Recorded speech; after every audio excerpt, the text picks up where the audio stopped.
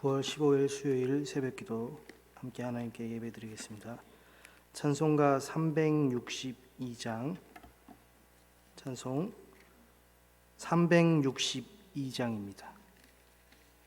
주여 복을 주시기를 마른 땅에 비 내려 풍성하게 함과 같이 은혜 내려 주소서. 내게도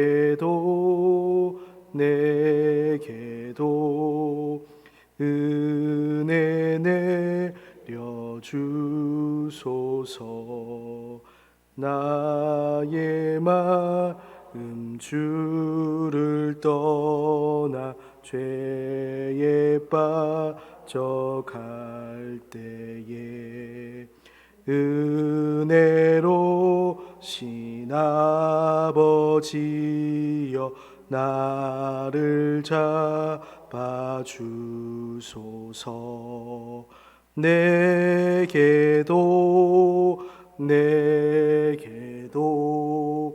은혜 내려 주소서.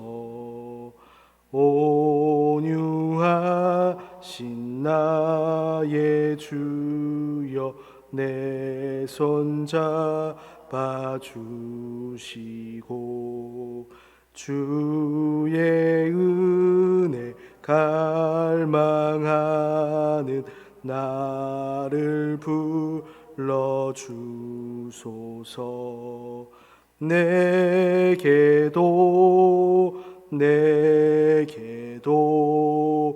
은혜 내려 주소서. 전능하신 성령이여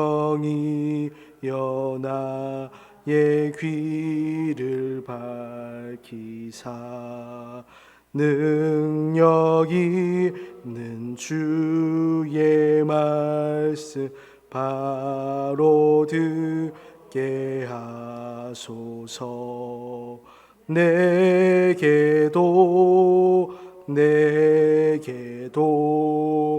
은혜 내려 주소서. 변함없는 주의 사랑 영원 무궁하오며 풍성하신 주의 보혈 나의 맘에 넘치네. 내게도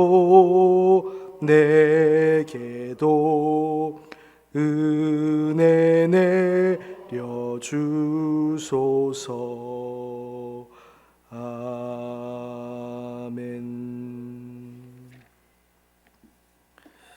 새벽에 함께 나눌 하나님의 말씀 에스겔 37장 1절부터 14절까지의 말씀입니다. 여호와께서 권능으로 내게 임재하시고 그의 영으로 나를 데리고 가서 골짜기 가운데 두셨는데 거기 뼈가 가득하더라. 나를 그 뼈 사방으로 지나가게 하시기로 본즉 그 골짜기 지면에 뼈가 심이 많고 아주 말랐더라. 그가 내게 이르시되 인자야 이 뼈들이 능히 살 수 있겠느냐 하시기로 내가 대답하되 주 여호와여 주께서 아시나이다. 또 내게 이르시되 너는 이 모든 뼈에게 대언하여 이르기를 너희 마른 뼈들아 여호와의 말씀을 들을지어다. 주 여호와께서 이 뼈들에게 이같이 말씀하시기를 내가 생기를 너희에게 들어가게 하리니 너희가 살아나리라. 너희 위에 힘줄을 두고 살을 입히고 가죽을 덮고 너희 속에 생기를 넣으리니 너희가 살아나리라. 또 내가 여호와인 줄 너희가 알리라 하셨다 하라. 이에 내가 명령을 따라 대언하니 대언할 때에 소리가 나고 움직이며 이 뼈 저 뼈가 들어맞아 뼈들이 서로 연결되더라. 내가 또 보니 그 뼈에 힘줄이 생기고 살이 오르며 그 위에 가죽이 덮이나 그 속에 생기는 없더라. 또 내게 이르시되 인자야 너는 생기를 향하여 대언하라. 생기에게 대언하여 이르기를 주 여호와께서 이같이 말씀하시기를 생기야 사방에서부터 와서 이 죽음을 당한 자에게 불어서 살아나게 하라 하셨다 하라. 이에 내가 그 명령대로 대언하였더니 생기가 그들에게 들어가매 그들이 곧 살아나서 일어나 서는데 극히 큰 군대더라. 함께 읽겠습니다. 또 내게 이르시되 인자야 이 뼈들은 이스라엘 온 족속이라. 그들이 이르기를 우리의 뼈들이 말랐고 우리의 소망이 없어졌으니 우리는 다 멸절되었다 하느니라. 그러므로 너는 대언하여 그들에게 이르기를 주 여호와께서 이같이 말씀하시기를 내 백성들아 내가 너희 무덤을 열고 너희로 거기에서 나오게 하고 이스라엘 땅으로 들어가게 하리라. 내 백성들아 내가 너희 무덤을 열고 너희로 거기에서 나오게 한즉 너희는 내가 여호와인 줄을 알리라. 내가 내 영을 너희 속에 두어 너희가 살아나게 하고 내가 또 너희를 너희 고국 땅에 두리니 나 여호와가 이 일을 말하고 이룬 줄을 너희가 알리라. 여호와의 말씀이니라. 아멘. 마른 뼈가 오늘 많이 등장을 하는데요. 마른 뼈 하면 쓸모가 없고 그리고 가치가 없고 그리고 희망이 없습니다. 우리가 마른 뼈와 같은 인생이라고 한다면 사실 물이 없어 가물어 메마른 어떤 사막에 한없이 우리가 그저 서 있는 것이라고 생각이 듭니다. 그런데 오늘 장소는 사막도 아니고 골짜기라고 얘기를 하고 있습니다. 골짜기라고 한다면 이렇게 숲이 우거지고 아니면 풀이 자라고 이렇게 환경이 좋고 상황도 좋은데 왜 여기서는 마른 뼈가 되었을까 한번 생각해 보게 됩니다. 거기다가 이제 그 골짜기에는 마른 뼈들이 정말 무수히 많이 있는 것을 보게 됩니다. 이 골짜기에 보통 어떤 일이 벌어진 게 아니라는 것을 우리가 알게 되는데요. 사람들이 정말 많이 죽었는데 시신이 수습이 되지 못한 상태로 오랫동안 방치되었을 겁니다. 마치 거기서 전쟁이 벌어졌는데 그 전쟁에서 다 대패를 하고서 그리고 그 나라가 없어진 것처럼 그 뼈들이 방치되고 그리고 썩어 버린 겁니다. 사실 이제 사람이 이제 죽고서 그리고 썩어서 이렇게 뼈만 남기까지는 오랜 시간이 걸리는데 대개는 6개월에서 1년 정도 걸린다고 하는데요. 거기다가 이 뼈는 아주 말랐다라고 하는 것을 보니까는 아주 오랜 기간 그 골짜기에 있었다는 것을 알 수 있습니다. 그런 마른 뼈가 어떤 활동을 할 수 있을까요? 마른 뼈는 그냥 아무런 움직임 없이 골짜기에서 오랜 세월 소비하고 있었을 겁니다. 그래서 이 마른 뼈를 그러면 도대체 누구라고 할 수 있을까 하면 11절 말씀에 이스라엘 온 족속이라고 말씀을 합니다. 우리의 뼈들이 말랐고 우리의 소망이 없어졌으니 우리는 다 멸절되었다 하느니라 라고 말씀합니다. 이스라엘은 이제 이 마른 뼈처럼 정말 나라도 잃고 그리고 그 나라에서 쫓겨나서 이제 포로로 잡혀가서 정말 마른 뼈처럼 희망 없이 살았습니다. 우리나라도 사실 이제 외세 침략을 많이 받던 나라 중 하나인데요. 나라를 잃는다는 게 얼마나 정말 비통한 일인지 말로 할 수 없을 겁니다. 선조들도 이 땅을 지키기 위해서 많은 노력을 했는데 그 지키려는 그 이유는 자신뿐만이 아니라 그 자손들이 부디 이 땅에서 평안히 살기를 바랬던 것이라 생각이 듭니다. 지금 우리의 상황이 이 마른 뼈와 같지 않은가 한번 같이 보고 있는데요. 전염병은 계속 이제 확산이 되고 치료제를 맞아도 그게 제대로 어떻게 보면 일상생활 하는데 어려움이 없을까 불안하기도 합니다. 그리고 집 땅값이 이제 하늘을 뚫고, 또한 사람들은 정상적으로 이렇게 돈을 벌기보다는 오히려 젊은 사람들은 일확천금을 노려서 주식과 어떤 코인 시장에 뛰어들고 있습니다. 이렇게 전 세계가 불확실한 시장이 형성되어서 어떤 무언가를 잡아야 될 희망을 바라보면서 살아가는 게 아니고 내 앞에 그냥 떡하니 기적이 나타나기를 바라고 있는 것이 아닌가 생각해 보았습니다. 내가 잡은 것이 어떤 당첨 복권이 아닌가, 그런 막연한 기대감이 있고, 또한 확실하지 않은데 승부를 보아서 이제 어떻게 보면 하나 얻어 걸리지 않을까 생각을 합니다.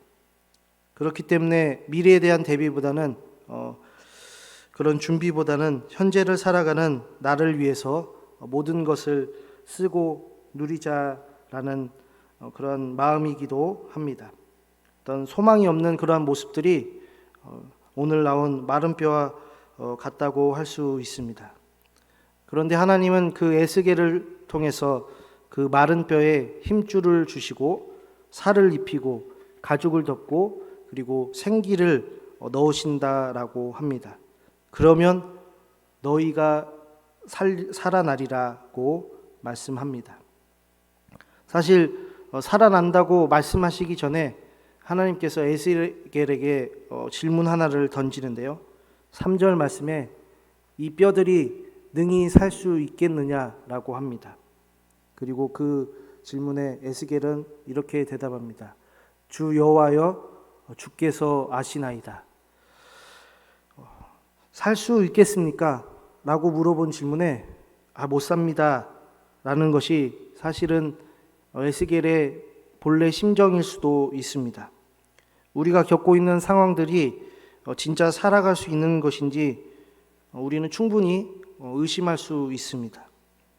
그런데 에스겔의 대답은 우리에게 어떤 마음가짐을 가져야 되는지 알게 합니다. 이 뼈들이 살아날지는 주 여호와께서 아십니다 라는 그 말은 이 뼈들을 살리실 수 있는 분이 하나님 뿐이신데 살리실지 말지는 하나님께 달렸습니다. 그러니 이 뼈들이 능히 살지는 오직 주님만이 아십니다 라고 대답했던 겁니다. 우리가 살지 말지를 누가 아시냐면 하나님만이 아십니다.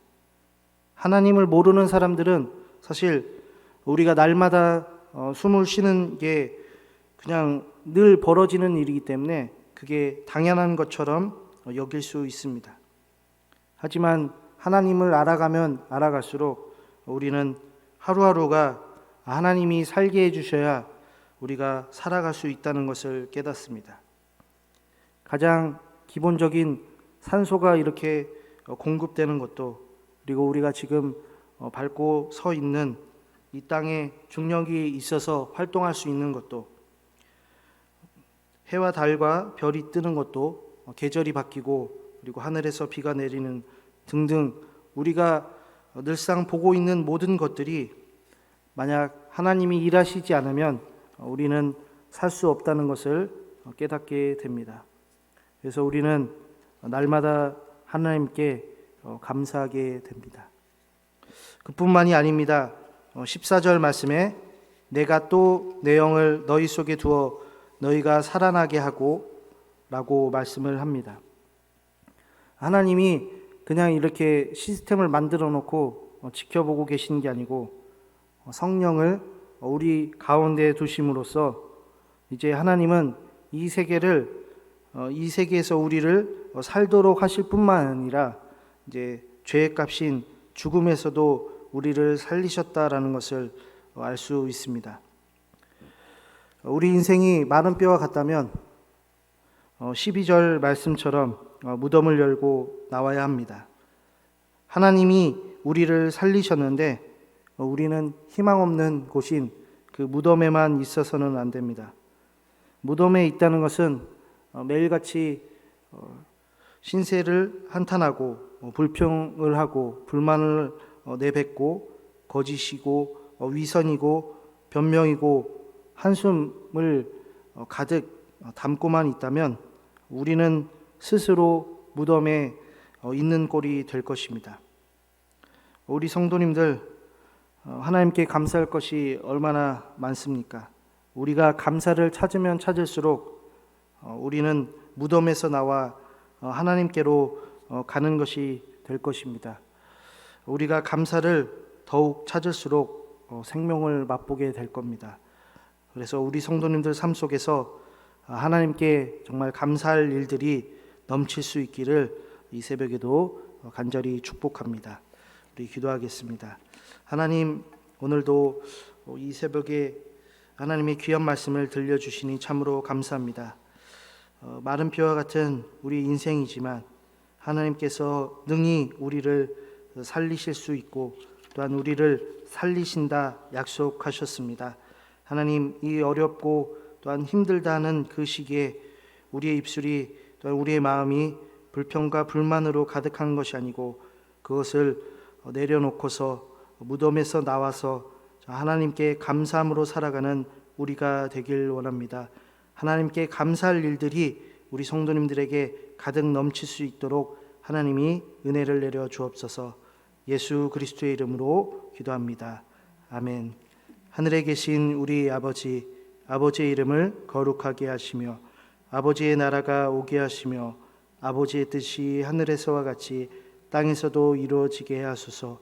오늘 우리에게 일용할 양식을 주시고 우리가 우리에게 잘못한 사람을 용서하여 준 것 같이 우리 죄를 용서하여 주시고 우리를 시험에 빠지지 않게 하시고 악에서 구하소서. 나라와 권능과 영광이 영원히 아버지의 것입니다. 아멘.